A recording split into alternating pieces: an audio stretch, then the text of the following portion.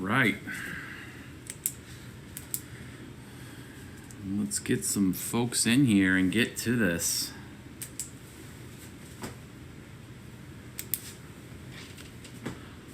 Welcome back. It's been a week. I've been ready to do this all week. Unfortunately, I did not have the right type of internet that I needed to perform this particular live stream, which we're going to be covering the blockchain forum that I went through this week when I was out in Washington, D.C. I tried to do this actually when I was out at the hotel, but the hotel that I was at was just Wi-Fi was not working. Was not playing ball. So we're going to let a few people get in here and then we're going to get right into it because I want this to be kind of a clear and concise video. So if anybody watches after this, they can kind of get the summation of what those events were. It was a very good event. It was very good to see the amount of interest that's there, especially from the regulatory and government side. A lot of questions that a lot of the cryptocurrency space in general has. Not necessarily were directly answered, but I could see kind of where things were going based on some of the tone from this particular event, which was in a good way. And unlike other cryptocurrency events that I've been to, this one was a little different because it actually had people that are decision makers in the space with regards to the government there. So we're talking chairmans, commissioners, people that are signing the bills, signing the things that get things done. So they were actually there. They had speaking pieces. Directors of innovations of both industry and government were there, and really kind of just going through in it kind of reminded me like a think tank type of thing, to where what have they done? What's of it? How much progress has been made in the last year in general in the space when we come to talk blockchain, and that was very refreshing to see. So we'll let a few more people in here and then we'll get into it. I'm going to try to do this kind of like I would do actually one of my a real presentation, so that there will be questions that I'll take as part of this, because I want to make sure that that's you guys have an opportunity. Normally one of these type of videos you would normally just have like I would go post edit it and then I would just post it, and then it's just kind of clear and concise, straight to the point. But something as big as this, I want to make sure that if folks can make it, they have an opportunity to ask me questions, considering the agenda and the people that were there, because there were a lot of good questions, and we'll get into it. So it looks like we got about 34 people, and we'll go ahead and start, and then as people join, people can ask questions that missed the first part here, and then we can, you can leave some comments and questions there. So essentially I'm going to set it up. So from this point, we're a few minutes into the video. I'm going to go ahead and set up the video what this is. So first off, why was I out of town? My day job puts me out of town sometimes. I happen to be in Washington, D.C., and this event was already out there and going on. I was able to schedule it just because of part of what my job is as a senior solutions consultant, and in that space in general, in the government and industry space, it was the planets aligned and I could go to it. This typically only has like vice presidents of innovation and stuff that would go to this. So I was real lucky that I was able to attend it and see firsthand where they were at in this space. So, what event are we talking about? So the event that we're talking about is right here. It's the ACT-IAC, Advancing Government, and kind of what they do. They're a nonprofit group, and they kind of have their manifesto, what they are. And this isn't like really, me like endorsing what they do. It's just giving you guys an understanding of what these folks do. They are a nonprofit group that tries to take innovation, very hot, what's the new hotness in technology, and look against commercial and see why the government isn't in that kind of space. Help kind of break the ice, pull the industry members in there, give, where if you're a small startup and you got something that's, really, really innovative, this is kind of who the type of group that you get a hold of. And let them know, hey, this is the next new thing. Here's why it's here's some trials that we've done with it, and you can get it in front of senior government people to see, how can you advance it, how can you fix what's broken, type of stuff. So that's really what the tone of this kind of meeting was really a place to kind of set up a think tank and really try to move things along, move the needle when it comes to like technology and with the government. So they have different forms. This one happened to be blockchain. They do deep learning, AI, you name it, all the newer stuff. IoT, I think one of the next events is IoT, Internet of Things. So they really try to bridge that with the senior leadership. So this was at the Renaissance in Washington, D.C. It was on September 20th. So you can see it there. So that's when the event was, who was there. So I have kind of a punch list of the folks that were part of that, so you guys can see the agenda. And bring that up there. I might have to slide over here. So you guys can see the agenda from the upper left-hand corner and kind of who was, really leading it. The Masters of Ceremonies, as I'd call it, was Deloitte. Deloitte's really big in the blockchain space. So it's not just cryptocurrency. I want to make sure everybody understands what we're talking about here. You have cryptocurrency and blockchain, which has Bitcoin, obviously, it's its main claim to fame, obviously. Ethereum, all the bigger, chains that are out there on the crypto space, and then you have just the underlying technology in general. And that's really what this event was looking at. I would call the event an 80-20 split, with mainly just blockchain and the technology, distributed ledger, trust system, that kind of stuff. But obviously in this kind of event, you can't go without talking about Bitcoin. So it's just, there was not a negative annotation with it throughout the event.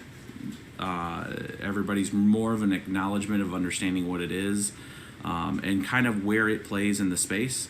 But this really has to do with all the other things that are not necessarily derivatives, commodities, currencies, all that kind of stuff, right? There's a lot of data-driven systems, requirement systems, procurement, all these other things that have to do have money exchange with them as part of their thing, but there's also a whole other purpose for them. So looking at where this technology could be applicable in general, if there's an existing, set of group that's already created something for it in the space, or if, what are the big things that need to be tackled if we were to implement something, as a blockchain in not just government, it's kind of government industry, it's just government to government, it's industry to industry, commercial, the whole 9 yards. It was looking at the space in general. Because mind you, this was a split of group of, who was there. So we went the when, essentially what this was, the who, why were people there, what were they looking at? You're looking at, this was a full industry thing. So it had, it cut across all industries. So medical, there was big government, you had financial groups, you had the futures and commodity chairman there, right? So which really kind of played in the crypto side. You had U.S. Treasury there. You had GSA, which is Government Services Administration. So big players. Not in a normal Bitcoin, not Bitcoin or blockchain conference. So, really kind of that sets the stage of who we were looking at here. And you guys can see the list of the other folks here. So you can, the reassuring thing to me being in the space for as long as I have had, and also had a career job in building big systems, both for commercial and government, and being very instrumental in some very large systems that have been implemented. It's good to see, I would call it my hobby, Bits Be Trippin' in general, is really to educate and make sure people can participate in upholding a chain and get a token for their exchange, and that whole ecosystem, growing the base, right, of that ecosystem. But now this crossing now really full head into what my actual career job is.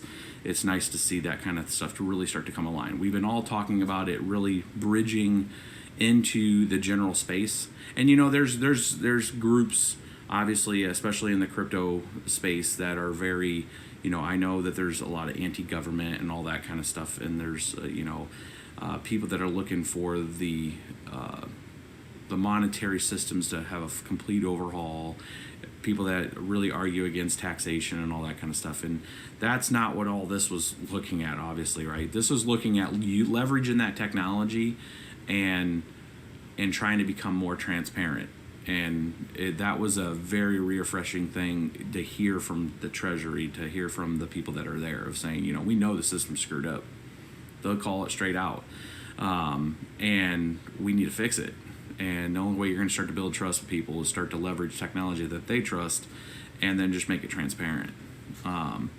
So that's a pretty powerful thing to hear from those kind of folks, that have that stigma from such a large group, and for like a lot of good reasons too, right? I mean, sometimes people don't do things intentionally. It's just so big they just don't take the time to fix it.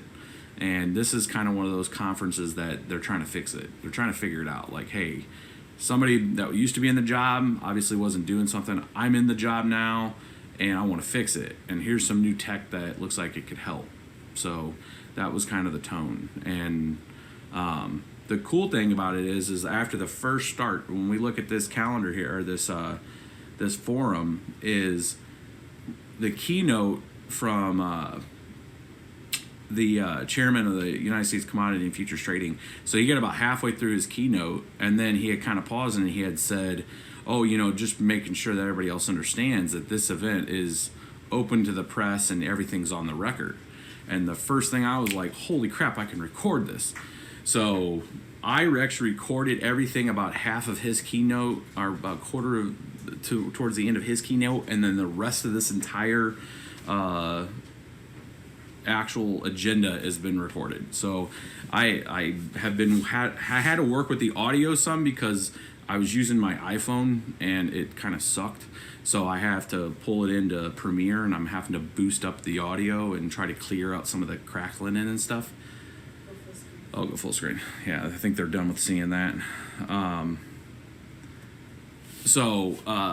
I do have all the audio. I have about half of it done. So what I'm going to do is attach it on the description of this video, and then we'll post it and make sure it's in the Discord for folks to listen to.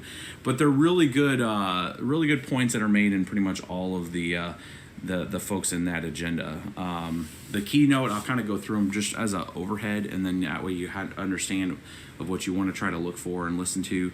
But from the keynote, essentially just kind of explain what futures commodity trading space is, what they regulate, what they're responsible for. I will play one piece of an audio that I was able to clean up.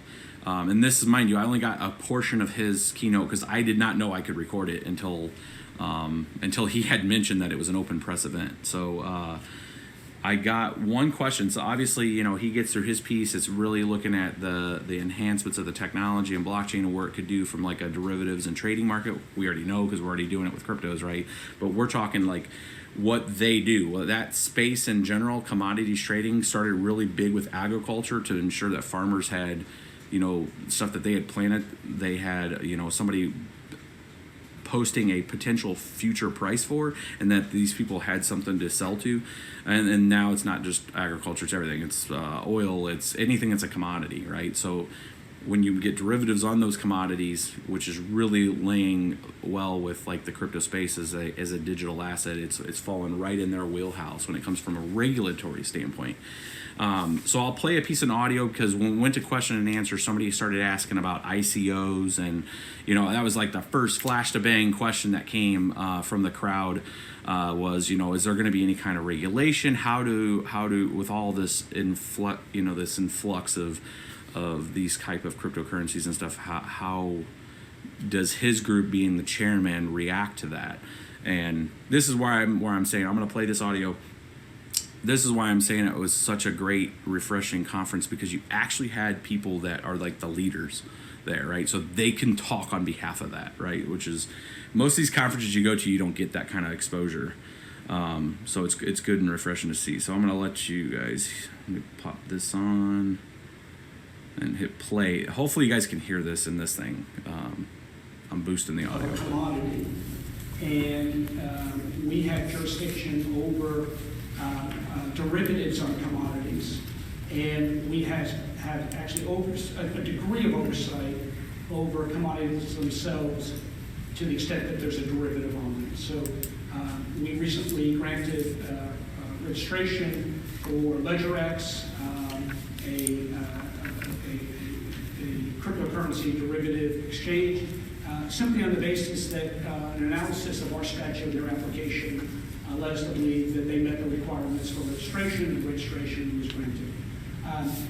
We're very careful not to make broad statements and get beyond ourselves. We look at each instance against our statute very carefully, and this, I think, for all of us, this is going to be an iterative process, and we're going to learn. But you know, we take, I think, a pretty straightforward view of our governing statute in terms of what is a commodity and what is a derivative on a commodity.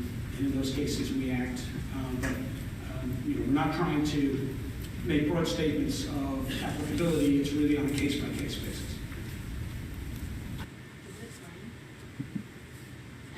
All right. It's so I played. I don't know if they heard it. If it. Yeah, it was just audio, and I was keeping it down. It just finished. So right when you asked that question. I'm sorry, because I had sound off, so yeah. I couldn't tell. You were just sitting there. Yeah, no, I was letting it play. So, and maybe they can confirm that they heard that, or if the audio was down. So I have a boosted version of that we're gonna make sure it's posted. I did get a couple of his questions that he was able to answer. Again, like you could tell that it's really kind of like a come to us and ask us questions. So the main takeaway that I had from his entire speech and what he had covered was that, you know, they know it's a new space, but they don't want to get in the way of it. But they also want to protect the consumer. They want to protect the investor. So, you know, if somebody's taking an honest approach at something and they say, hey, we found this new thing we want to do with this technology. Here's why we want to raise money. Here's our plan. Here's what we're going to do. You know, we can be as transparent as possible. That's, you know, keeps it still competitive. That's the kind of question. That's the kind of stuff that he was bringing up in that meeting. Is, you know, have a good intention, have a plan. Not everything works. I mean, 9 out of 10 VC funded, you know, well-intentioned projects fail. You know, so. It's not that you know it's 100% thing that's going to make investors money. However, you know, there needs to be an intent. You know, there needs to be showing that forward progress. So they're looking at it as kind of a trust and verify thing. So that's really kind of what they did. That LedgerX, and there was just a note that went out on the 22nd about LedgerX getting the regulatory piece. You know, again, you're going to have this whole other group of folks that are off to the side that are like, you know, screw the government. I don't want to do anything. You know. That's like a 2-3% in the real world. Like we still gotta like show up and pay bills and pay our taxes and do our stuff to like have our kids go to school and all this other stuff. So that the average working person and the people that are part of the society that are doing that kind of stuff still have to participate in that. And that, you know, they're hearing some of the argument when it comes to the greater mass not being happy with government, and that's why they're trying to do this kind of stuff. And again, this is going to come off a lot like I'm trying to pitch government in general. I'm more pitching the fact that somebody's trying to change it and use technology. So let's keep it in that context. And I'm trying to stay as nonpartisan as possible on that, but. This was a partial government / industry conference, so there's going to be a lot of speaking on behalf of government, I guess, on this. But so you know, as he came off of doing his keynote, the next actual event was and I'll bring it back up real quick for you guys can see, was tangible. It was what is blockchain and why might you care? And essentially there was 3 people there: Marc White, Craig Fisher and Andrew Keys. Marc White was kind of I'd call him the master of ceremonies. Let me take that back off. And he kind of started off with a kind of what is Bitcoin, kind of got everybody kind of like what most of these conferences start, to make sure that people understand what it is, and went very technical on just like the distributed ledger, how that functions, how the trustless system works, what makes it tick from a blockchain standpoint. Did bring up Bitcoin, kind of brought up Bitcoin as dismissing it, I think, to try to make sure that the tone wasn't anything to do about Bitcoin in a lot of the meeting, of just saying, yeah, it's an app, it's on the network, it facilitates a thing, it's been there for a long time, let's talk technology, and then kind of switch the tone to keep the technology in there. The Department of Treasury person did talk a little bit about it, and then just really kind of acknowledge that they're looking at it, and they're looking at it for what it could do for the Treasury. With regards to reconciliation, with applying maybe a smart contract to reconciliation. Mind you, you guys got to look at the business problem here in general with like something as large as the U.S. Treasury, is like the stories that you hear where like government spends money and then nobody knows where it goes. Like that's a thing, and I don't know how that's a thing. I mean, I'm coming back from a finance kind of background. I don't understand how that's a thing, right? So they're trying to trace it, and what it comes down to is they'll kick off an invoice. It'll go to a person that was a third party that didn't necessarily pay the next guy, and then the next guy's yelling they didn't get paid and all this stuff. So you have all of these intermediaries that are part of the system, and it's when you have critical mass, when you're dealing with hundreds of thousands of vendors that will present problems and say they didn't get something or they got screwed over or something, you have this amass to where you may get another repayment just because it's cheaper for the government to do something like that. That kind of stuff is just waste. But it's also waste through there's no other way. It's like you're owning a business and you just can't handle it.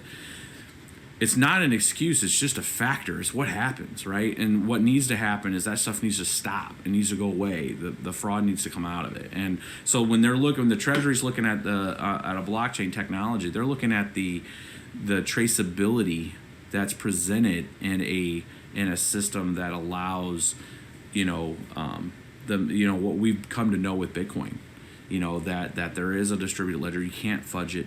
It's there. You can't change it. It's a create and an update. It's not a delete, right? You can make it append to a previous transaction saying, hey, this transaction, I had some data associated to it, and that's a different thing. But, that's why the Treasury and somebody's looking at that. So from their side, they're reviewing it. They acknowledge that they're reviewing it in that meeting. Then you had ConsenSys, which, let me bring up that guy's name again. I don't know him. Craig Fisher, that's Craig Fisher's the department guy. Head of Global Business Development from ConsenSys, Andrew Keys. So Andrew, I briefly met him. He was really busy. He kind of brushed me off when I went and talked to him, tried to talk to him anyways. Again, nobody in this space, like in this conference, had no idea who I was, right, from a BBT standpoint.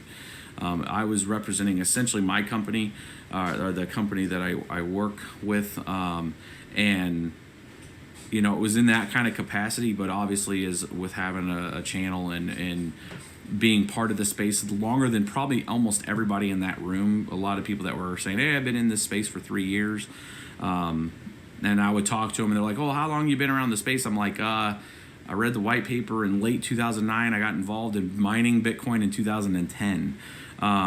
So I was in this proverbial space, at least on the crypto side, or a lot earlier than a lot of people. So, I was on Slush's pool, just cranking away. And people don't wrap their head around that part of it, right? They're like, wow, I started getting into it 2013. But when you look at that space that's in there, those people in general, like the Deloittes of the world and IBMs of the world and all that kind of stuff, didn't really start entering the space until 2013, 2014, and started looking at the tech side of it, seeing the disruption that Bitcoin was causing, and then got into the tech side of like, how's the mechanics work in this thing?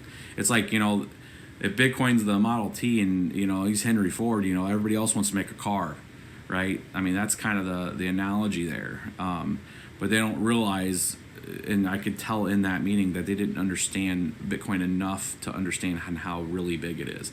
That you can't really dismiss it. You can regulate it from an exchange standpoint, but even if the U.S. came down and put a lot of mandates and just made it illegal, and said if you own it or if you want to transact in it, it's legal. It doesn't, that doesn't matter. And that's the part that they really don't understand yet. And my best way is, as a solution architect / consultant, the best thing I can do is to just help educate them and let them understand.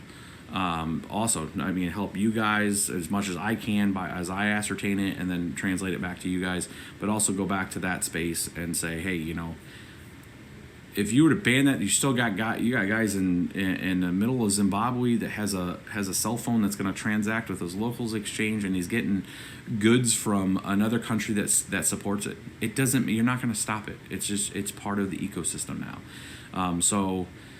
I look at this kind of fight like the RIAA tried to do with the music when they were trying to shut down MP3s and distributed MP3.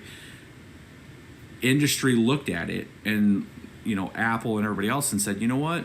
Let's leverage the technology. Let's give people what they want. Let's give them a service that can make things cheaper. And from you want to own one song? Sure, 99 cents. There you go. Make the delivery easy. Right? A lot of us that were especially not millennial, but pretty close to millennial, that grew up with Napster and all the other stuff, that used Napster, that downloaded music, that stripped it off our CDs and stuff. Once we had enough money or income coming in that was a little discretionary, and we're like, oh, cool, there's this Apple iPhone. Oh man, I need to go download some new music. Oh man, I could totally buy that song for 99 cents. I'm just going to do that because I have other things to do, right? When you take something, the same thing with Netflix and everything else, right? They take the technology where people are hacking movies and putting them up, and there's still a limited space with that, with Kodi and all that kind of stuff, right? But when you take the technology, you enhance it, and you distribute it to where it's at a cost that makes sense. $9 for Netflix is a no-brainer. People still may use Kodi, but I guarantee you almost all of you guys have Netflix. It's because why not? It's $9, $7, whatever, right? So you can get in the critical mass side. It's still going to continue to go on forever. So that was kind of the theme on that kind of space. But if let me get back to I'm on a tangent. Let me get back to the ConsenSys guy. So the ConsenSys guy gets up there and does his speech, and that was more kind of overall arching blockchain. Oh, by the way, there's this other chain that's a platform, and it does smart contracts, and kind of went into what the point of smart contracts are, and then went real kind of pie in the sky. I'll give a basic analysis on before I get into the other groups of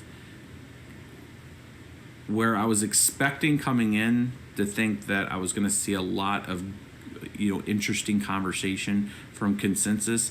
I was actually really surprised that out of all of the different speeches in the space on this blockchain forum, ConsenSys was I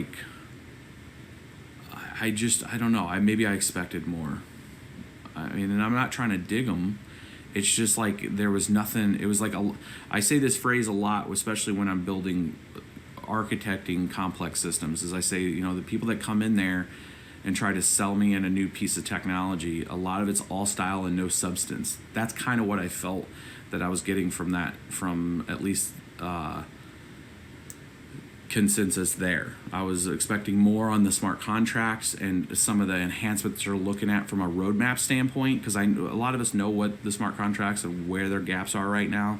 I was looking at what's the roadmap, what's the vision, what have you guys accomplished in the space in the last year and a half? What are some of the cool projects? Because mind you, all the other folks that are part of this conference after it talked specifically to a blockchain implementation, what it's doing, who's it part of, and just really taking it to the next level, right, of where they're at in the space.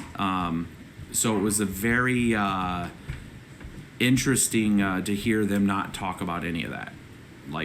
We educate people, we have a big group, and that was about it. and it was and then some background on what the space was. So I lost Miss BBT, so I can't see any of your questions. I'll take all your guys' questions or at the end. So I do want to give you some time on this to talk and ask questions. That's why I'm doing this format for you guys can talk questions. So we'll bring up the agenda again. There we go. I'm trying to get my framing. So we talked through the panelists through Craig Fisher and Andrew Keys. Now we'll get into the tangible applications of what we learned. Now this was from a policy advisor. So again, this is where I was talking regulatory policy people that make decisions in the space. So Marc Greathouse from Deloitte, and then Todd Miller from ChromaWay, U.S. representative, and then Marc Wetjen, which when you get an opportunity to hear the audio, Marc's depiction of how like finance and reconciliation works, especially in the cash markets, was very, very good and very. I actually learned quite a bit from his actual portion of the panel, and when you guys listen to it, you'll hopefully you learn something from it too. But so if we go through that just real quick. So it was really kind of set up, the moderator being the Department of Treasury, again, kind of contexting the space of like what policies and what they're looking at from the technology, how those kind of intersect points would work from a blockchain perspective. Marc Greathouse kind of talked some of the big blockchain. They have he gave me some actual stats. So from the big takeaway notes from his portion of it from Deloitte was really just working with in the federal space. 800 Deloitte has 800 people in blockchain doing development. So I want to make sure it's clear that we're not talking necessarily, they weren't very specific with regards to like cryptocurrency, but in the blockchain space, enhancing and building a commitment with 35 active solutions in play. They weren't specific on the solutions, but went out there and said 800 people across 3 big think tank in Hong Kong, New York, and Dublin, having facilities out there to really educate and onboard new people getting into the space. His other big takeaways were the fact that he really kind of put out there as a solicitation to everybody and said, one of the big active open gaps right now is digital identity.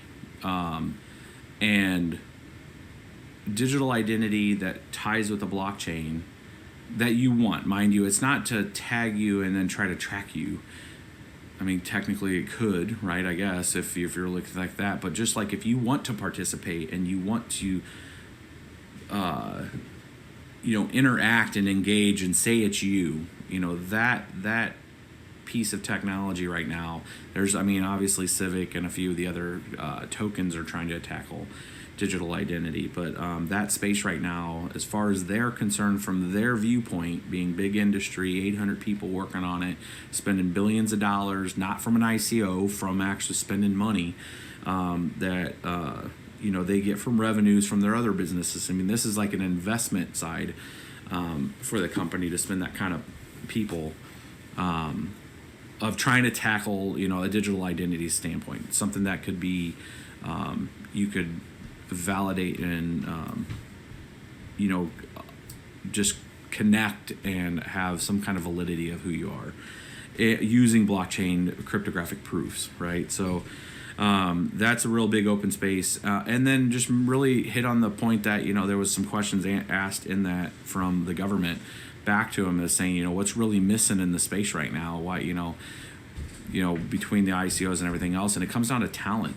Just people that want to be actively engaged, that have not necessarily CS degrees, but have an interest in the space and want to write code and want to help work the solutions out. There's just a real gap. So if you are setting this and you found this video and you're like, man, I don't know what I want to do with my life, and there's no jobs and all that crap, there's jobs to be had out there, guys. I mean, and good paying jobs out there in this space, especially. I mean, they pretty much said that there's just not enough. And they actually made the joke because one of the people on the panel actually used to work for Deloitte, and they kind of laughed and said, hey, like 2 weeks ago you worked for us, now you work for, you know, the Department of Treasury.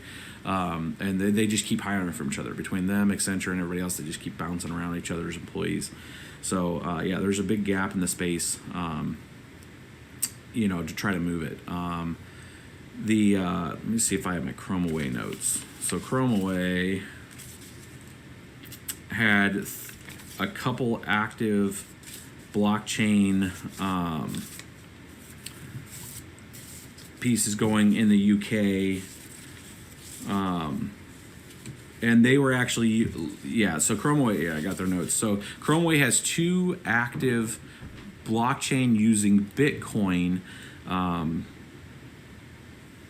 pieces of work right now. I'll just call it pieces of work, like they're contracted to do some work. They're doing, they're writing this is the company that's responsible of writing the Swedish land registry, and they're actually using Bitcoin. You know, he went through some analysis saying, you know, we've looked at, you know, having our own token or our own side chain or our own thing, and he's like, ultimately it just made sense to use Bitcoin to sign the transactions with the land rights. And now in Sweden, instead of it being like at the county offices or whatever, they're actually looking and using this like real time. They've been using it for a while to actually sign in and make a Bitcoin transaction to sign in a piece of a land registry.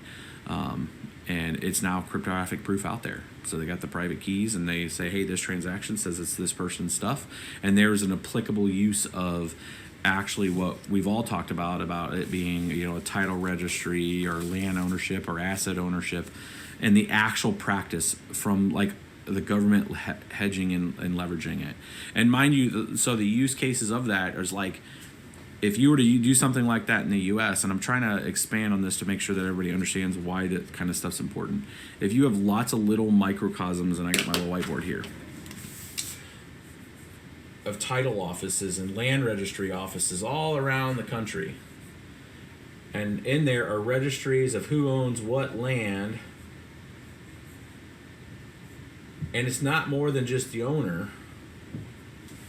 It's also, you know, if that owner dies, who's it go to? It's kind of, think of it like a stepped process, you know. So you can have your as part, normally that's in a different document, a will that makes a reference to this, and then now these two people have to start talking. So you can actually register some of this kind of content in there, and then just refer to the will to say, look at the registry. You know, they don't have to go search in the title office in some county in some other part of the state. You can have one central repository for all that kind of stuff, right? And it's all cryptographically proofed that you made that transaction, and you can have that. So it really simplifies all that process. And ultimately, if everything gets transferred, you end up starting to, you don't need all this overhead. All these things kind of start to fall away.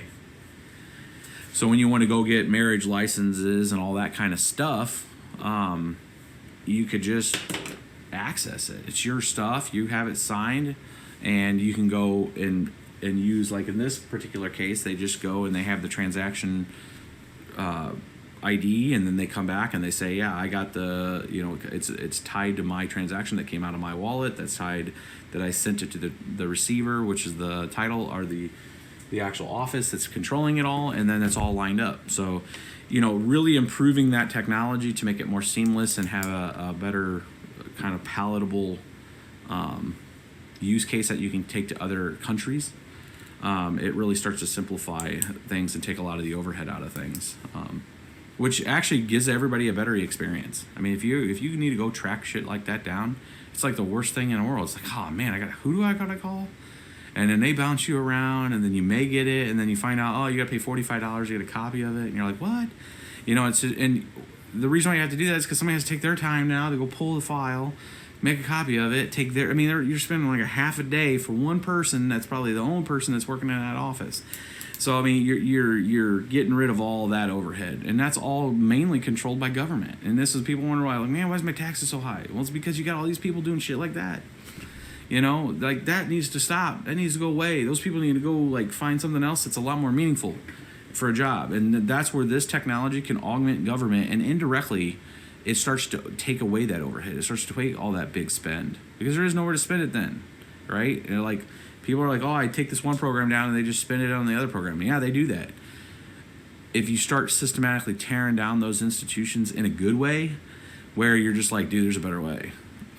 That's essentially what these kind of forums are for, is to lay that groundwork out there, and then to have startups or somebody else that can go solve that problem.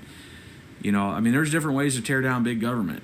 One of them is to sit there and start burning flags and doing stupid shit like that, and that's just going to get you pointed at, and it's a really hard. That's a very, very hard thing to try to push forward. Or you can just start saying, you know what, I can build a better thing.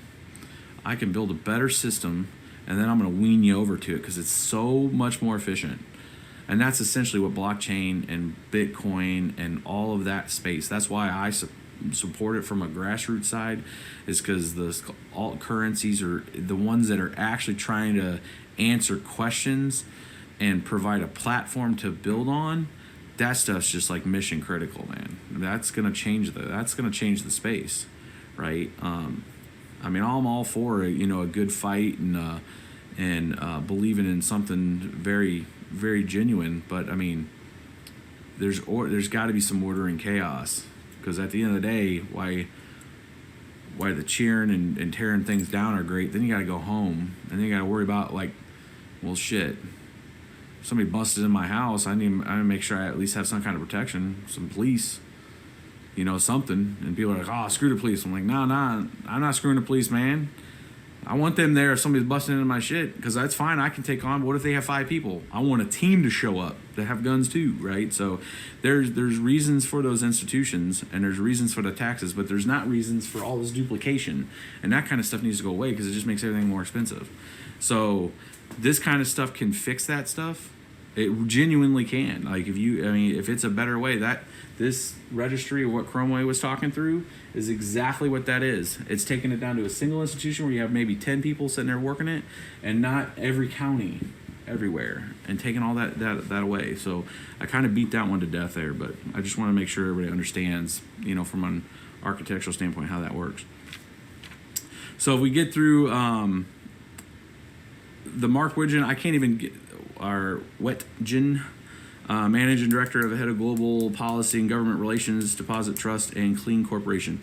Interesting about Marc is I Googled his name, and he actually is part of the Ledger X thing too. So he's got his toes in both areas. I don't know so much about that. I didn't do a deep dive on it, but that you guys will have to listen to that audio. I'll recommend to that once that gets posted. He has some explaining of why some of the Bitcoin transaction stuff, when it comes to solving big money transaction stuff, their systems reconcile instantly. They do trillions of dollars a day in moving money. And from a mechanical standpoint, right now the technology in general is just not there.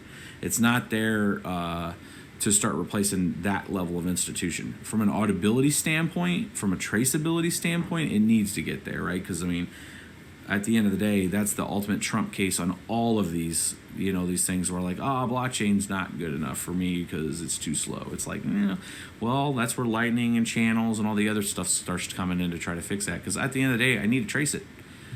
I need to trust but verify, bro. That's what the point is, right? So, when you have centralized databases and nobody can truly audit it without spending a small effort, then that's the real problem, right? So it's just not there yet, and I tend to have to agree with that right now from the transaction speeds and stuff that they were talking about doing, hundreds and hundreds of thousands per second. It's getting there. It's just not really there from the reliability that they need to have right now. So if we bring up, let me check and see how many we got in here. 128. Okay. If we get through and look at so the next few were the show and tells, and those are really good. Mainly because I think they tackled a couple different things. This Chris Doden from the Chief Innovation Officer, National Democratic Institute. You see some of my notes there, and I put Bitfury. So first off, National Democratic Institute isn't what you think. It's not like the Democrats. Like, they're a nonpartisan group, and they're international. So he made kind of a joke about that, and I kind of laughed, saying, we're an international company and we're nonpartisan, which is pretty funny. But what their goal is to they're taking blockchain and actually implementing it in several places in the world. They interact with 70 different countries in the world, and they are trying to fix very core problems in these countries, and they're leveraging blockchain right now. So right now they created a what they call it was an accelerator. What was the name of that? Let me make sure I say it right. I want to say it's the Blockchain Accelerator. I wrote it down. Yes, Blockchain Accelerator, which is essentially kind of a think tank that goes and tries to fix like elections, government. Let me rephrase that. Not fix elections, like fix very democratic countries that are trying to be very democratic but are having huge like trust issues with their government. And I mean, we're not talking like U.S. I mean, we have like obviously trust issues with our government. However, we're talking like he used the use case of Liberia, where it has like an 8% approval rating. I mean, they're like on the verge of like overthrowing their government type of stuff because they just don't trust the system. There's too much fraud. So they come in there and offer like, hey, government, you're about to get like a full-on civil war because people just don't trust you. So they just talk straight and like, we're going to bring a solution here to allow people to have some level of at least confidence that who they vote for, and then you have to agree that whatever comes out of that result. Now, that's a hard thing to do. So they're trying to put together programs like that leverage the immutability, the trust from blockchain, and can move, countries, can help them, and it kind of felt like, it's like, we're going to totally use this use case just to see if it works at the expense of another country. However, he's making a genuine plea towards it. But, using it in Liberia, they had a couple other countries that they cited that they're working blockchain stuff through with regards to remittances and trying to reduce costs for people. I had a whole note of things for his thing, because his explanations were pretty strong on really what they were doing. Looking at the wisdom of history, why I put the Bitfury on there, I wanted to make sure I clarified that. So they're working with Bitfury, the actual producer, to understand Bitcoin blockchain versus trying to create a whole bunch of other side chains or whatever else. Just really understand Bitcoin to leverage it. So a use case. This is where they kind of started that whole tone, where they weren't going to talk a lot about cryptocurrencies, but each of the groups that have to interact have some kind of crossing with Bitcoin, right? I mean, that it's just part of the ecosystem. So they're working on that with Bitfury to understand it better, and how to leverage it from an application standpoint, to build applications on Bitcoin. In that show and tell, after his presentation, was Dr. Victoria Adams, which is from Booz Allen Hamilton, which is it's like a big government contractor, but kind of really what they're looking in from their space, and then kind of give a punch list of what they've learned from trying to build Bitcoin systems or blockchain systems, which really came down to just making sure that you have SME knowledge, people that know the system, whatever you're trying to approach. Like if you're a small company, or you're a person that wants to start a small company, before you go, like if you think you want to go tackle a space, you got to understand that space implicitly. You got to understand all the mechanics, who plays in it, how's it work. I mean, and we're not talking like it has to be even a tech, right? I mean, there's examples here where people are like, working in the back shop of a dealer, like a car dealer, and understanding all the idiosyncrasies of that business, all the different transactions. You start looking at interactions as transactions. That was a kind of a phrase in there I kind of liked out of that.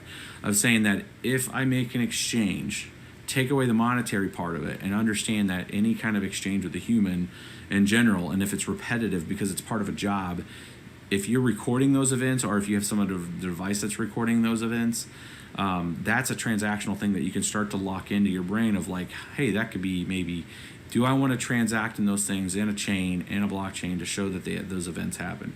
You start applying that kind of concept to like supply chain, and then you look at all those interaction points, then you can start to put together bigger master plans on when events occurred to have it in a chain to guarantee, that certain things have happened, or it's indisputable.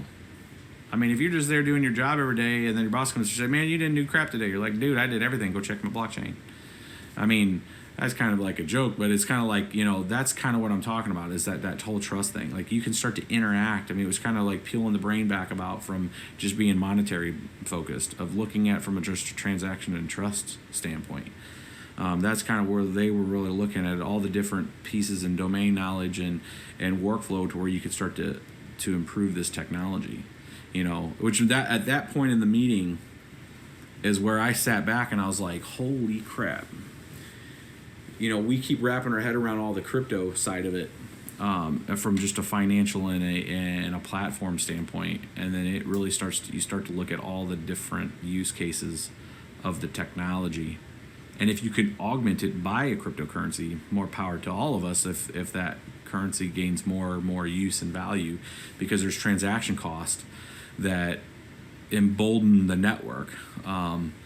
And give it, a lot more value, intrinsic value, because it's serving a purpose, right? So, looking at those kind of things can really enhance, the existing infrastructure that's out there, and start solving real problems, real trust problems. Their common themes are there, like, if you want to share data and you don't trust the people, those are big pieces. They have that you could use a blockchain for. If you're starting to look at like, what can I use it for? So it's shared data, multiple parties, low trust, and audit.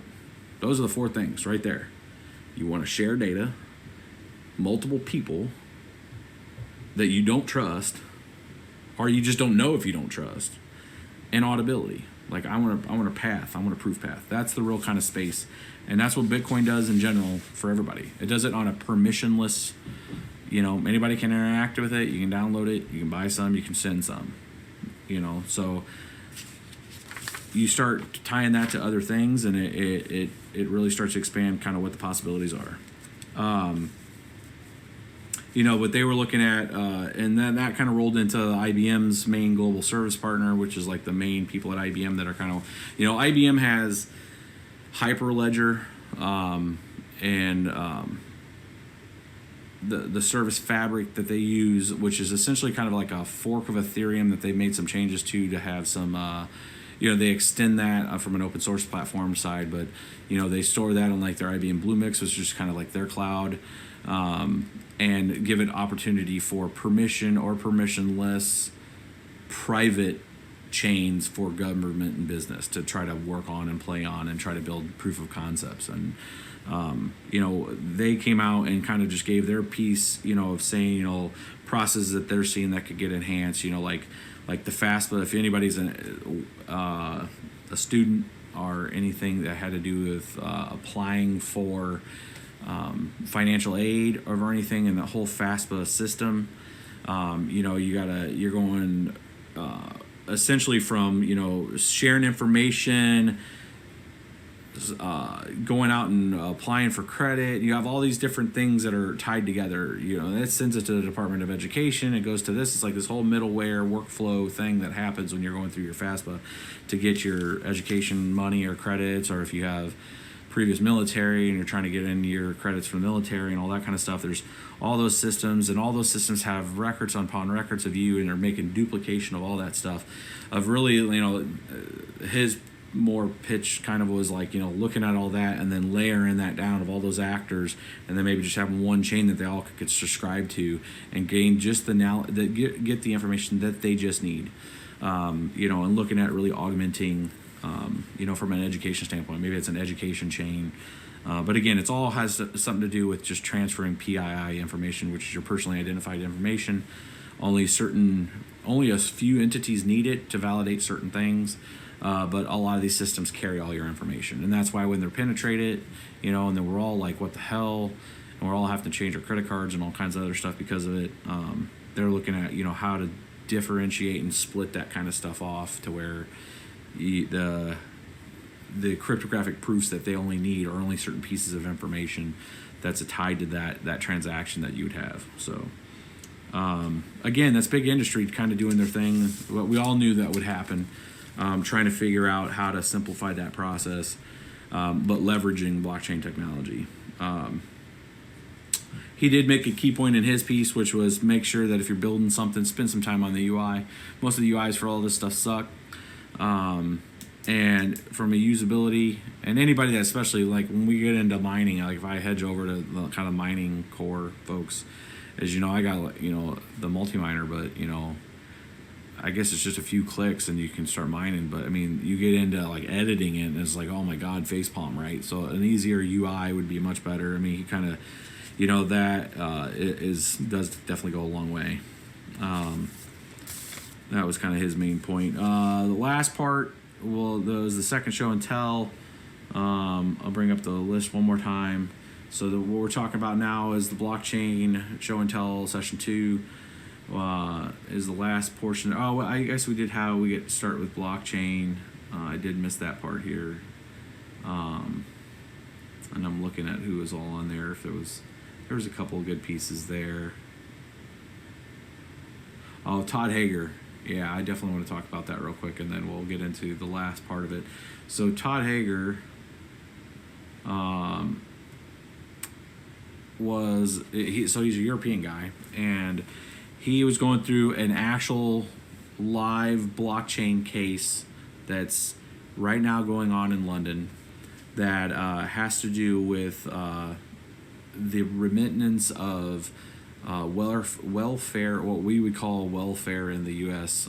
So he gave a really good story on like just a use case. And when I say use case, is like when people are looking to solve problems, what's the use case? What does it need to do? Who's the actors? What needs to happen? What's the frequency? All that kind of stuff. Well, they found in the case in Europe that they had this issue with a lot of people going out that were low income going out and getting like payday loans. So they started doing some analysis on those payday loans, and they said, of the payday loans, of the people that were low income, when did they get them, and what was the main rationale? Like what was the purpose? They started surveying all these people, and what it came down to is when they get their they call it something different, but a welfare payment essentially on a Friday, they would essentially get notification that they're getting their welfare payment on Friday. However, it takes like 3 days to reconcile to their bank, or be updated on whatever card they had. And what they were finding is people were going out and getting on a payday loan on a Friday because they had guaranteed money, and they were paying the high interest to the payday loan, but to get just a portion of it. And of that, like 70% of them were buying food because they just needed food. And they're like, hey, I'm good. I'm out. I need something for the weekend. And they said, we need to solve this problem because essentially we're taxing people to help people that are less fortunate, and of those people that are less fortunate are getting screwed by the lower end of the pool by people that are taking advantage of the situation and getting guaranteed money and charging interest. So they wanted to kind of squash that and looked at, we need a faster reconciliation. We need the banks to post immediately. He said he said we went to the banks. They said, nope, sorry. It's just the way the system works. It's 3 days to post. So they went back to Parliament, and he had this real good conversation saying that since Europe's so kind of small, especially in London, that you can get from the regulator to the actual Parliament you can get to everybody like in a real quick like half day ride, just between each other. You can hit all three of them in a half of a day.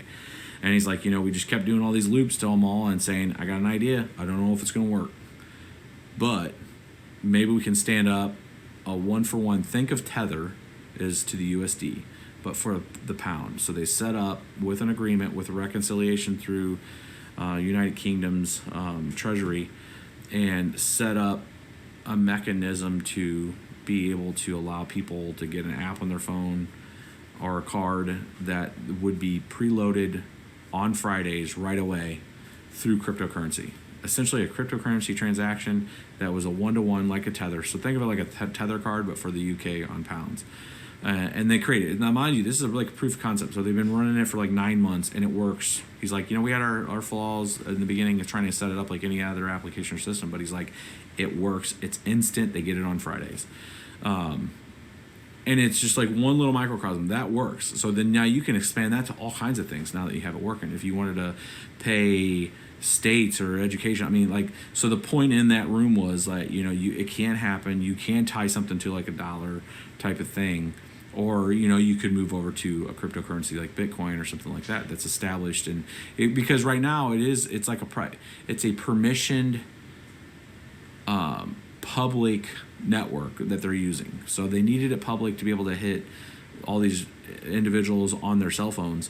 However, it's almost kind of set up like a syndicated, because I think it's in a cloud. So it's not being publicly mined or anything like that. So from a security standpoint, they could take that proof of concept, roll that code up into another public blockchain, and then use the permissioned side against, like extend a permission layer based on the private keys, assign everybody a specific set of keys, and then that's their keys, and now you can have it on a permissionless system. So the point of it is that it was working, it was actionable, it literally was solving London hunger, I would say. And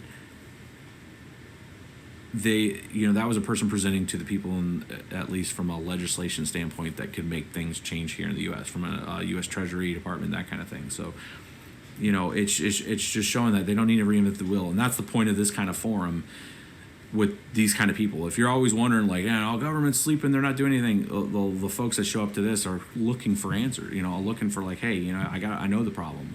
How can I fix it? You're the industry leaders and partners. How do you fix it? So, that's the people coming and talking these pieces. So it's reassuring to see that just the tech in general. I mean, it's unfortunate they had to go build another system. They could have just probably used Bitcoin for it. But they weren't like opposed to it. Like, that was not something that I was getting from his tone. Is like, this was a proof of concept. We didn't know if it would work. But from scaling it up and maybe expanding it out, there's option that they would have that opportunity now to put that onto another chain. So, so that was kind of that, how to get started with blockchain.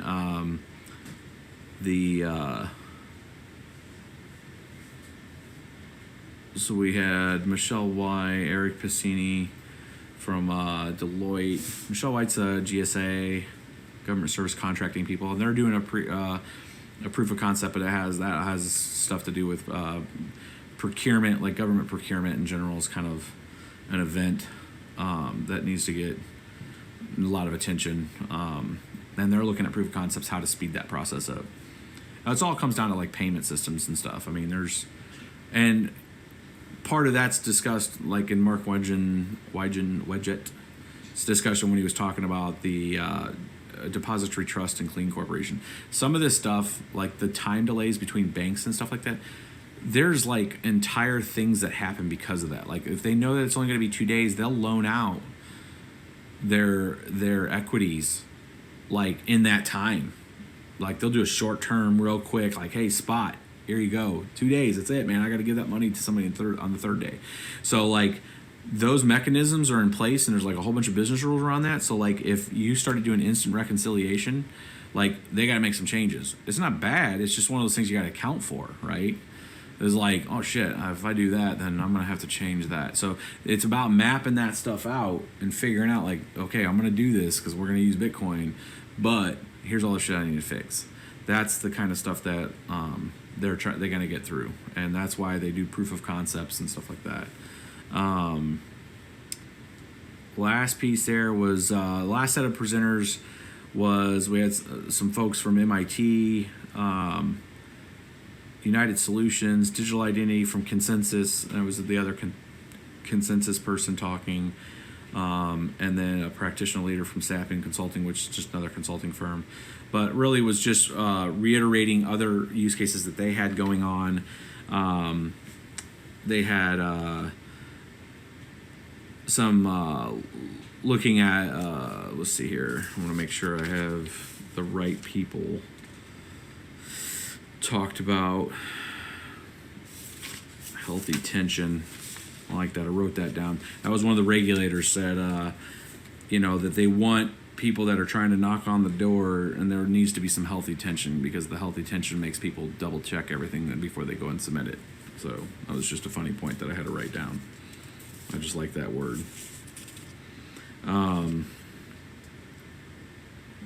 When I was running development shops, that's the way it would be. I'd go in there for a stand-up meeting, and I'd be like, "So you guys didn't get that done last night?" And just kind of stand there and stare at them. And they're like, I'm like, that healthy tension, man. It just breaks the ice.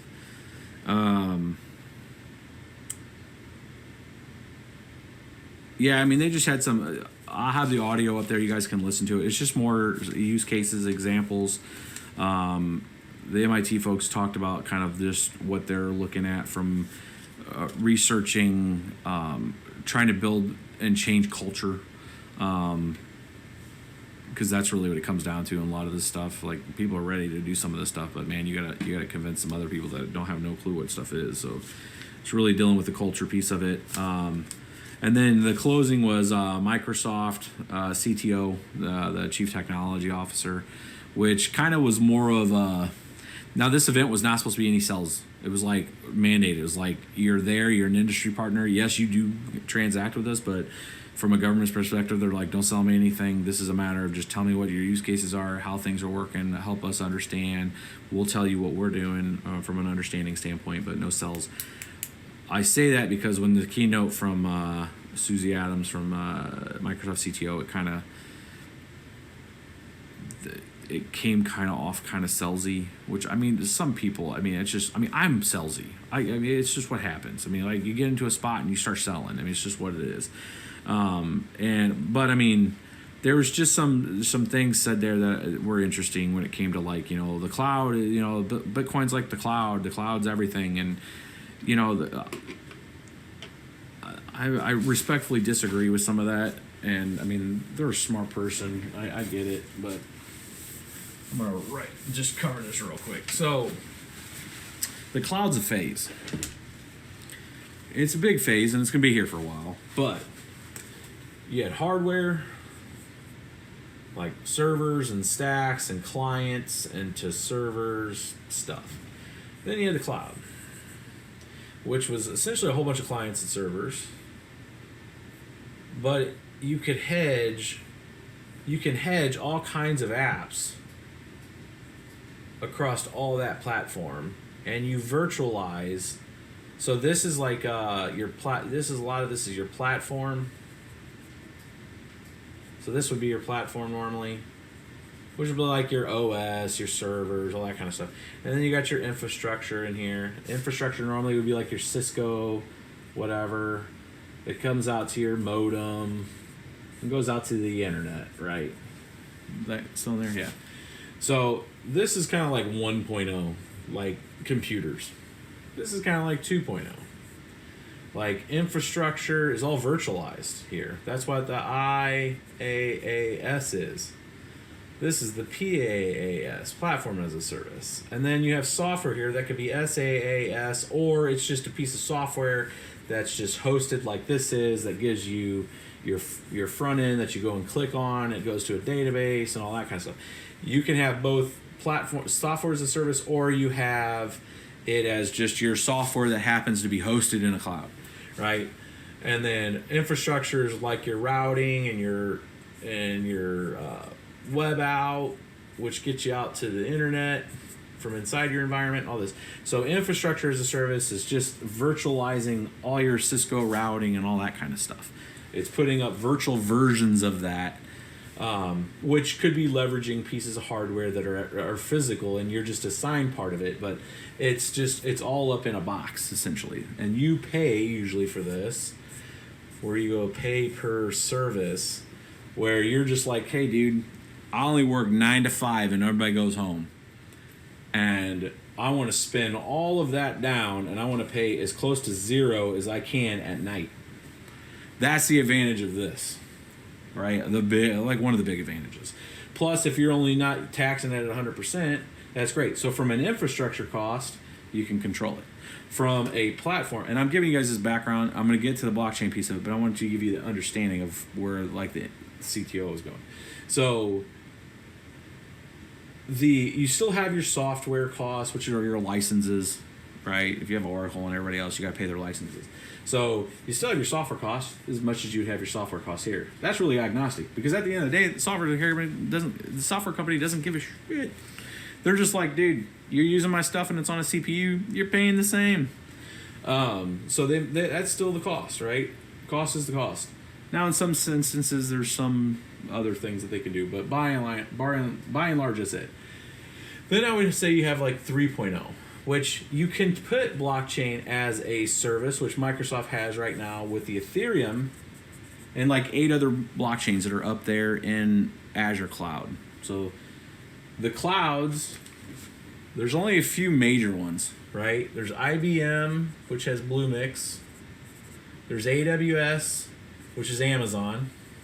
There's Microsoft that has Azure. Then you have Salesforce, which has a big one that does all kinds of ERP stuff. And then Oracle has their own thing. But your big, and then Google has one. Right? So the big ones are Microsoft and AWS. Those are like the superstars, right? They're the ones that have all the cool space and big palettes and stuff. So they're obviously going to try to sell as long as they can to make sure you're buying their stuff, and that's fine. I mean, we use them. I use them a lot, right? They are great partners. They have cool stuff, and a lot of infrastructure in the world runs on it. However,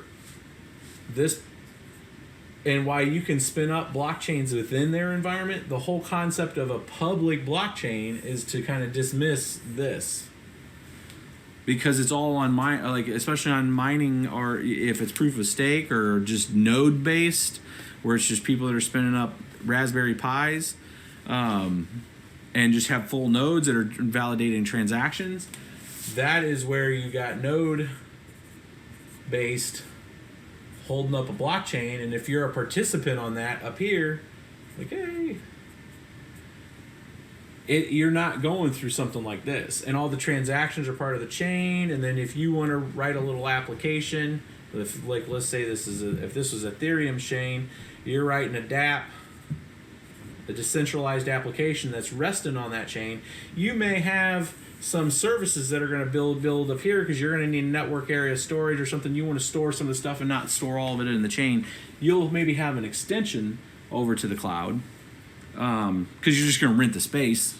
If you're like a startup or something, you need to like rent some space. You could go buy a hardware. That's probably going to be expensive, because that's probably $3,000 or $4,000. You got license and all that other stuff. Or you can just rent like a small stack in here for like $50 a month. You're probably going to go here, not do that anymore.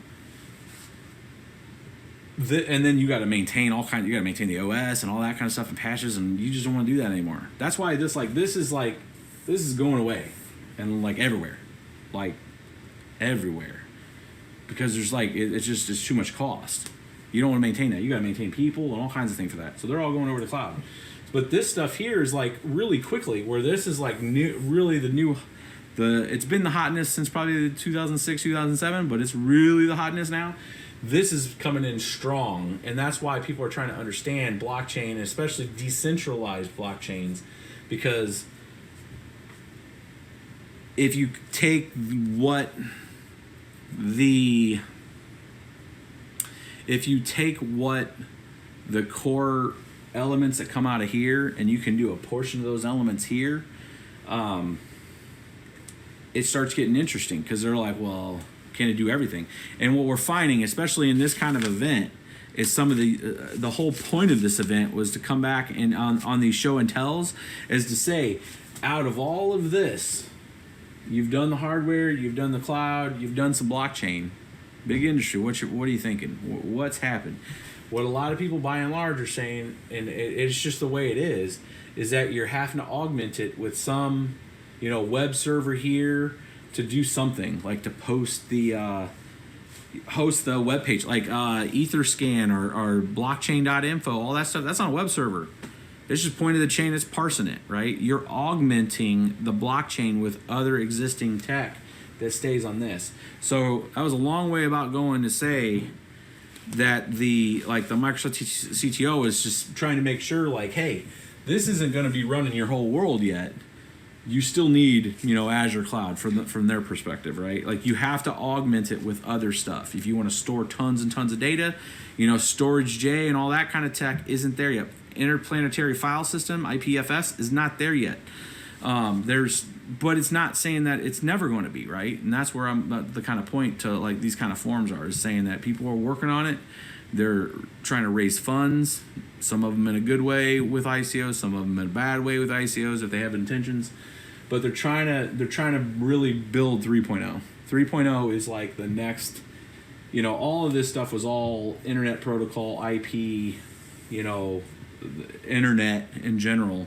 But this, to even take this down to 3.0, some could argue that this is like a whole new like IP level thing. It's like going to be the next big thing, and it absolutely could. We don't know what it is. This is like we always say, 1993, 1994, or whatever, and the internet sounds cool. Like, we don't know what this is really going to turn into, but we all collectively know it's something big, right? So that's kind of run up of what that meeting was. Hopefully I did it some level of justice. Again, I have some of the I have the audio. I'm chopping those up and going to post those. I'm going to look at your guys' comments and see. This is part of the other phase that I wanted to make sure that I was able to, by doing this live, that I can let you guys know some questions or answer some questions. So this is that kind of point that I'll ask, if there's any questions, and I'll try to answer them. If you guys have any, if you guys don't, you guys can always leave comments. If you watch this video after and you're like, shit, I didn't make it, I wanted to see it, but I didn't make it, I will try to respond to as many of these questions in the comments as I will. Hopefully this was informative.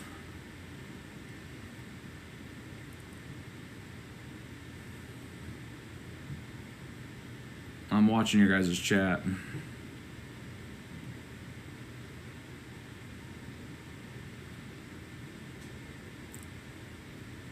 Do you know what will happen exactly to the ETH difficulty when Metropolis will be implemented? By and large, yes. It will.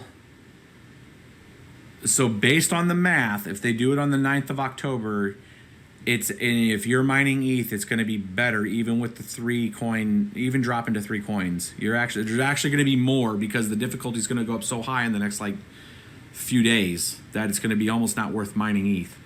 But it's going to go back to where it was around September 1st-ish.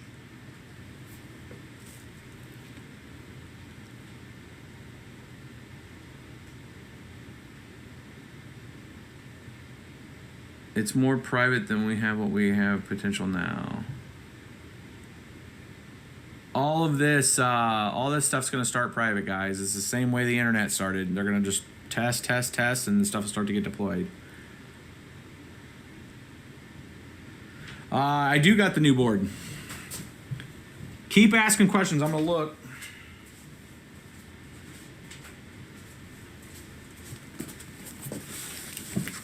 What are you mining right now with how much hash power?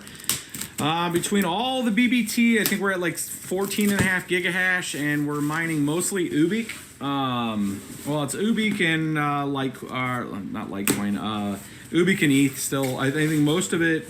I think 9 gigahash is still on ETH, and then the rest is on Ubik. That's what you guys want to see? The mining 19 GPU. If I missed your question, you can re-ask it. How much longer for mining ETH? I think your mining ETH is going to be through December. I think once they do the fix and they get it back to network predication, it's going to be up.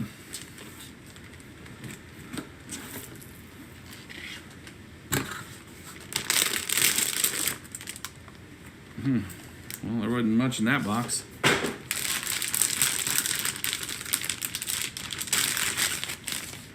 There we go. Look at that guy. We got to build a rig for this. I got 19 of the same GPUs coming in too.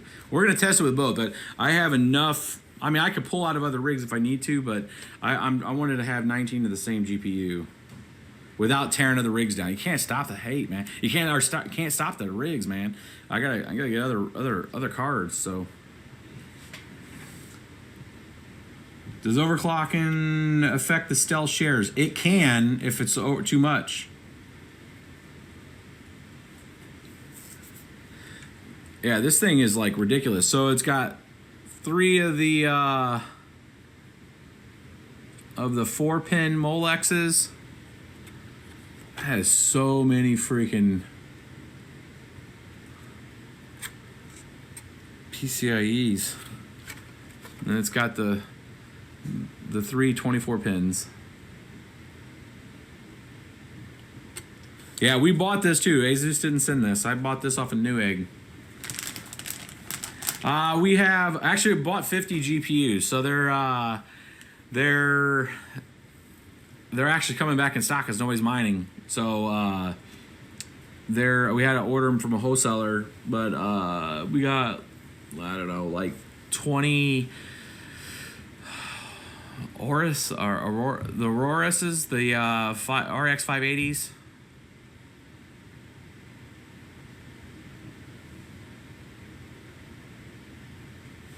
Great vids. Keep up the awesome work. Thanks, Corey. I'm just trying to make sure you guys are aware. I mean, I hopefully did some justice to this this event. I mean, it's you guys don't get much insight on those kind of events. So hopefully you guys it's valuable.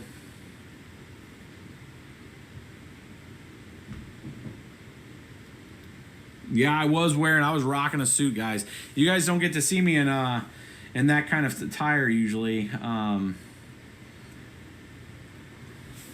see.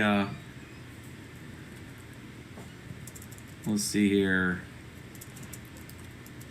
Let's see if I can find it. It's quite funny. I think it is, anyways.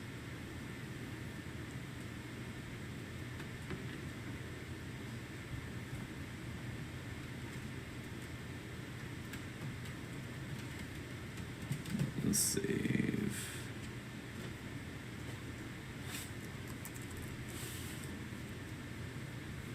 Let me see if I can bring it up. For the folks that want to make fun of me here.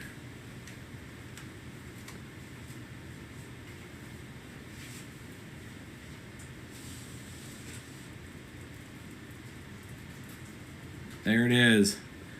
That was me going to one of the events. They were making fun of me with a suit. You in a suit? Yeah, me in a suit. This BBT's back. So, had to look the part.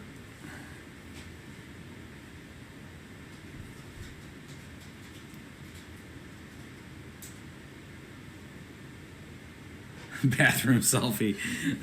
He looks like a young Ted Cruz. Yeah, no, I didn't rock the SpaceX hat down there, unfortunately. Maybe people would have known who I was then.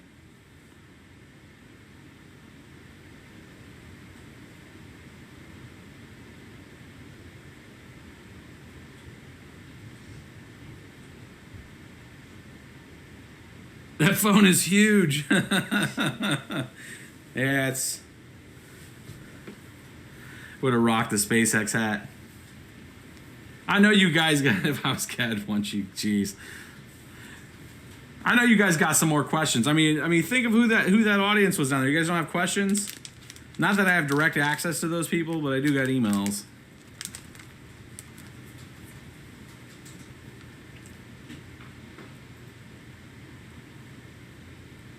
You actually have hair. Yeah.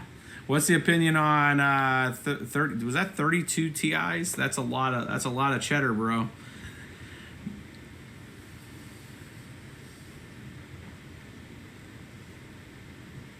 Those will put some hashes out for sure. You should be mining. You probably are mining Zcash, I would assume. Any thoughts on Zcash? Or Zencash? I mean, I like Zcash. There's a combination with I think it was a J.P. Morgan with Quorum with Zcash. So I think it was J.P. Morgan. Are there any new regulations being considered that you heard about? I didn't hear about. So all the stuff about the regulation and policy, man, it was all about like if you're wanting to start something. I mean, obviously they're looking pretty hard on ICOs right now. Without directly saying it, they were pretty much like, if you're doing bad stuff, you're just, I have no doubt that they're going to go after them. And mind you that like, if you're like really screwing over U.S. investors and U.S. and people and spent in it, dude, they wouldn't shut down BTCE, right? I mean, there ain't anybody in this world that's protected, bro. So if you're out there to screw people over, I mean, there's a funny phrase called the long dick of the law, man, and I'd be running clear. I'd be going hiring some developers right now and trying to make the world a better place.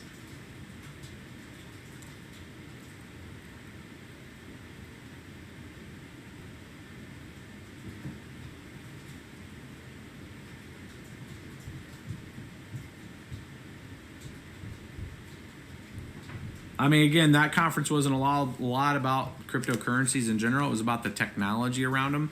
But there was a lot of good, positive acknowledgement of Bitcoin and the cryptocurrencies that are used in the space right now with actual applications, like the Swedish registry. And they were looking actually doing the in the audio you'll hear where they also do the government of Georgia, which I think was an old Soviet province, but that doing a registry there for their land ownership too. I mean, so they're leveraging the technology. So I want to make sure people understand in general, like when you start looking at cryptocurrencies across the board, look at cryptocurrencies in the light when you talk technology with it, and the way the technologists and the people that are in the space that I'm in right now, when they're looking at rebuilding or adjusting systems, they look at that as a permissionless public network.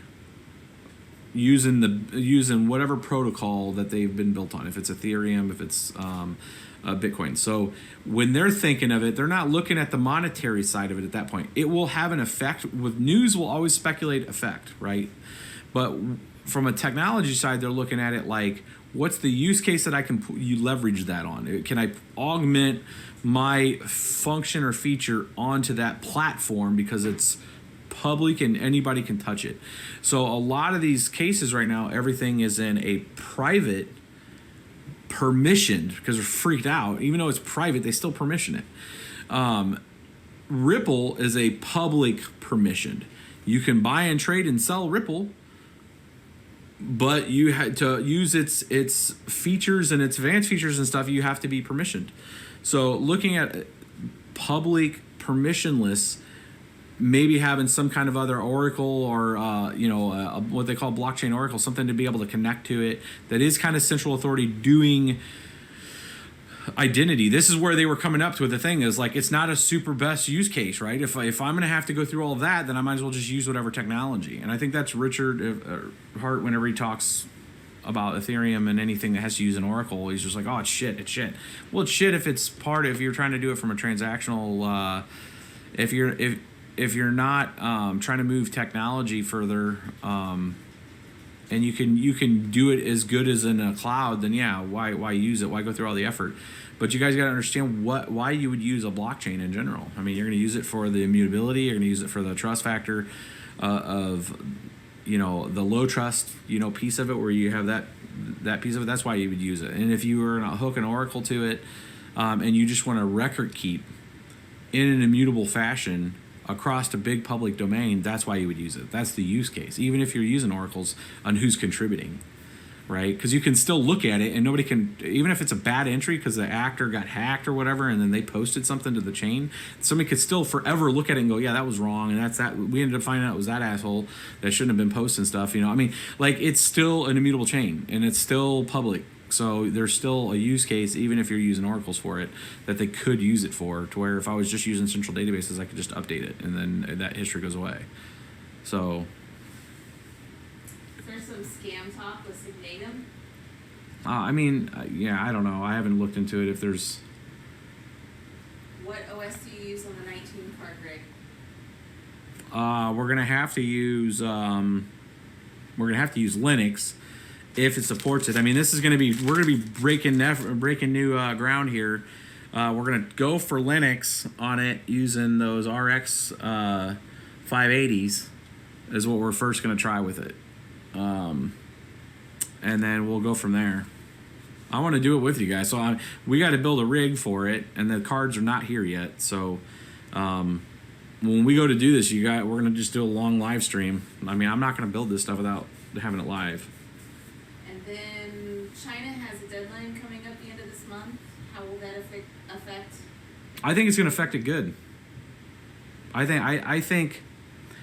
So the way I view the China news and the way I'm going to view the U.S. news, if the U.S. ever comes out and says they're going to take a different regulatory standpoint, which I don't think. So my opinion on the matter is China has kind of let it go, and it grew to whatever it did because of whatever reasons there. They were able to make exchanges and all this. They thought they had the okay.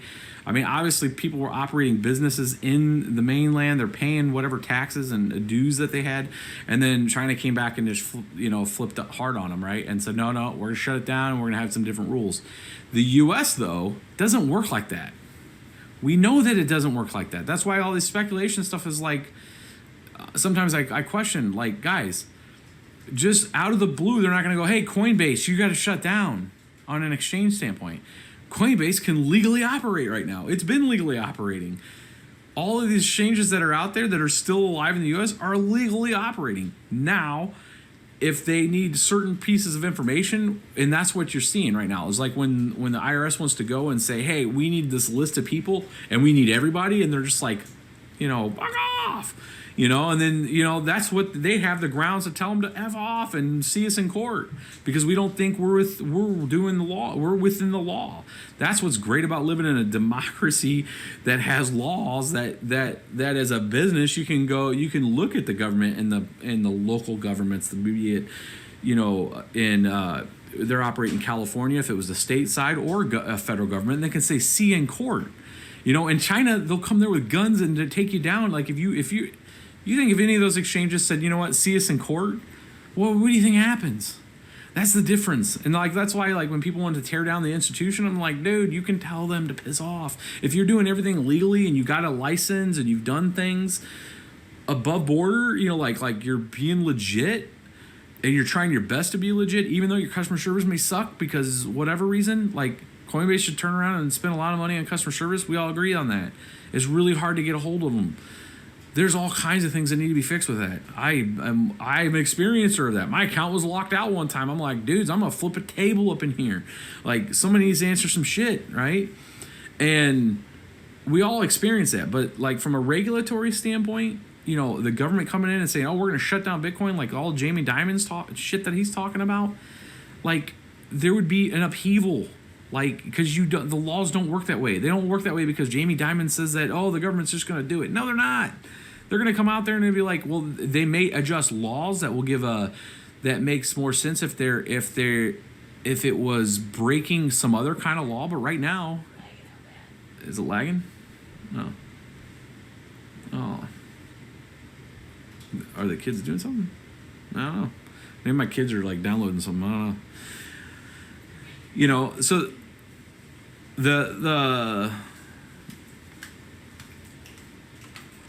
I'm sorry that it's lagging, guys. It shouldn't be lagging.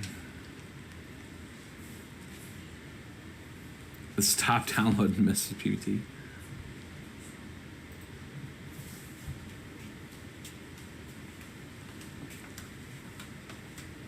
It's just going to hell in a handbasket. It's like saying you're in an hour and a half. You're done. No, so bottom line, and we can maybe expand this on if I can find a time with Richard, because I know Richard would want to be part of this conversation. It's not going to be just a flashbang. It doesn't make sense. There's already tons of exchanges that are operating in the U.S. legally. It's going to be one of those things more probably from a regulatory standpoint with a set of ground rules. Just like positive ground rules from China for their space on order of operation of how things need to work, because now they're like, oh crap, people are circumventing our shitty systems and are using the system to manipulate revenue out of our capital out of our system because we're super oppressive. They're going to go in and they're changing some stuff. Guidance gives structure in the game rule to the rules of the road. Essentially, it's the same. One of the statements I will say, what one of the regulators said in there that on the meeting that I was at this week, that is sticking with me.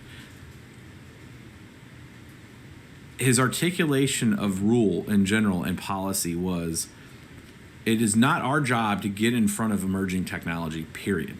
It is our job to make sure people don't get screwed because people are trying to screw people all the time. So their basic plan is to set some groundwork, and it's like the rules of the road. That's the explanation that was used, is you can get in your car and you can drive around, you can go wherever you want in this country. You can do whatever in the U.S. And he's like, but we all have to get a license to drive, because we have to understand what the freaking red light means, right? We have to understand that when there's a school bus and fucking thing comes out on a 4-lane road, fucking stop so you don't run over kids. It's that kind of stuff, right? That's the kind of stuff that gets kind of basic groundwork that makes sense, right? Regulatory stuff, there's a lot of regulation stuff, doesn't make sense. That's why you write your congressman. It's like, dude, you're an asshole. You need to change this. Here's why this is screwing me. And you go and you pick it. You go out and you stand out in front of Congress and you just, like, freak out, right? And you say, hey, this is bullshit, and enough people says this is bullshit, then people get motivated to change that in this country. That's a democratic way of doing it. A democratic society in general, if it's working well enough, that can make some change. This type of meeting that I was at wasn't people telling us that we couldn't do stuff. It was the actual same government going in and saying, we want the innovators and the people that are this was a lot of industry people, but they're like, what do you got? We need to fix this, because the democratic system in general is under a lot of scrutiny right now, because there's a lot of bullshit fraud. People don't, fake news, people don't believe in shit. So they're like, the government's making some stupid ass decisions and we know this. How do we fix this to become more transparent? Because they're just like people like me and you, and they just chose that for the job, and nobody wants to go to work and get shit on all day, right? Nobody does. I don't care who you are.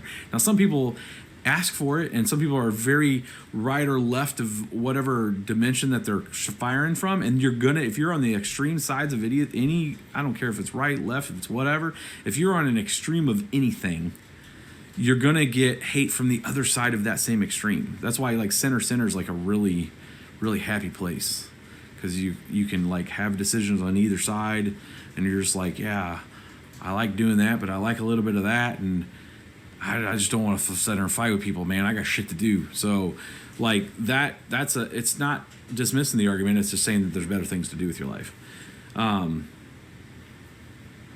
So what I would say is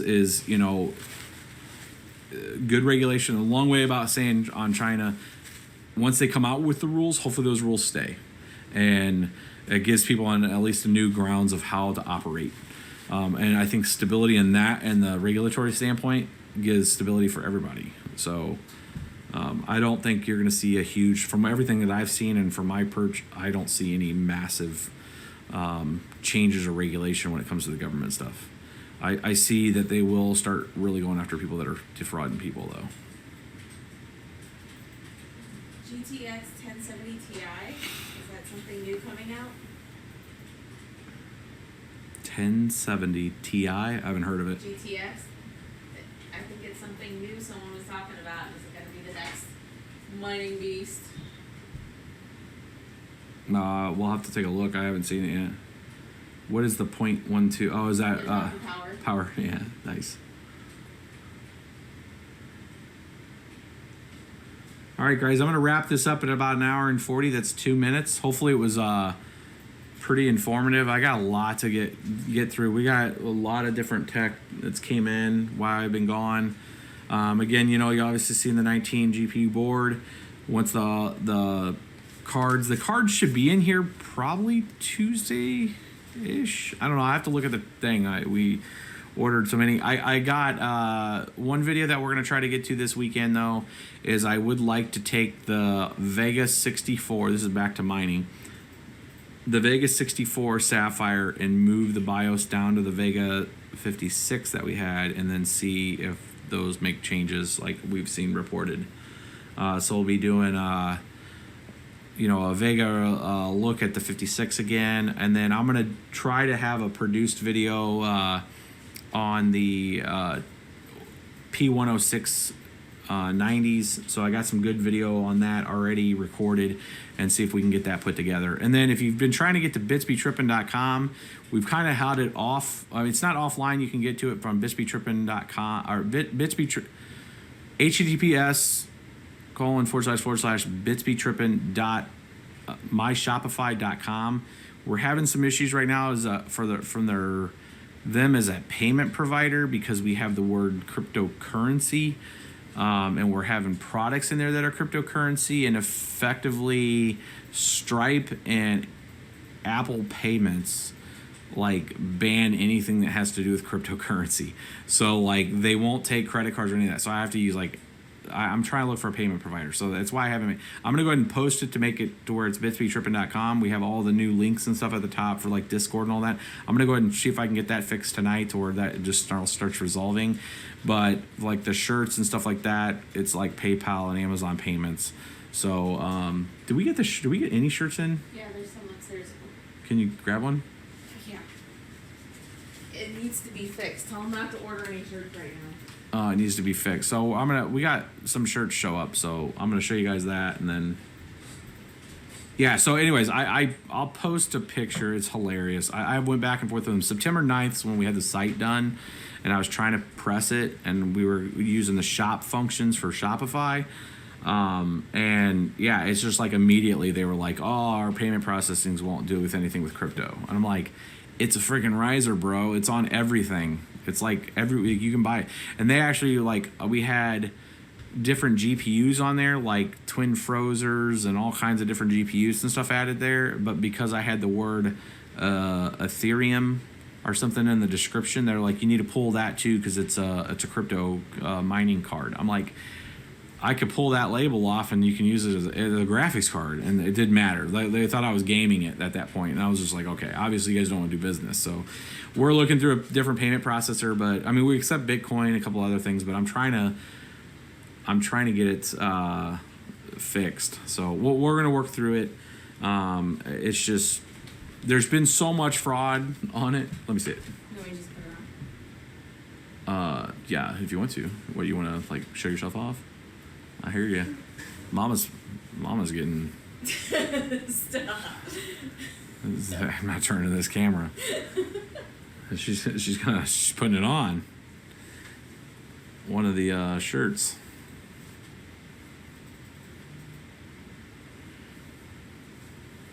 Just take crypto only payments.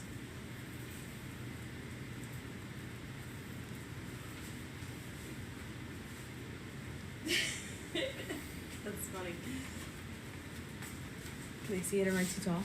Oh yeah, you can slide in, just kick the dog. Lean. Can't see. This way. They can see it. There you go. So that's we need to fix this quality. Yeah, so these were kind of the first pass, and it needs a little work. It looks, I guess, okay. Like a sticker. Yep. So not bad. Can't see it that way. Yeah. All right. Yeah, so we got the Ubik and stuff. I don't know. We're trying to work with different shirt vendors. I was trying to get it to where it's an easy drop ship, so where you guys order it and then they ship it quickly. So we're working through it.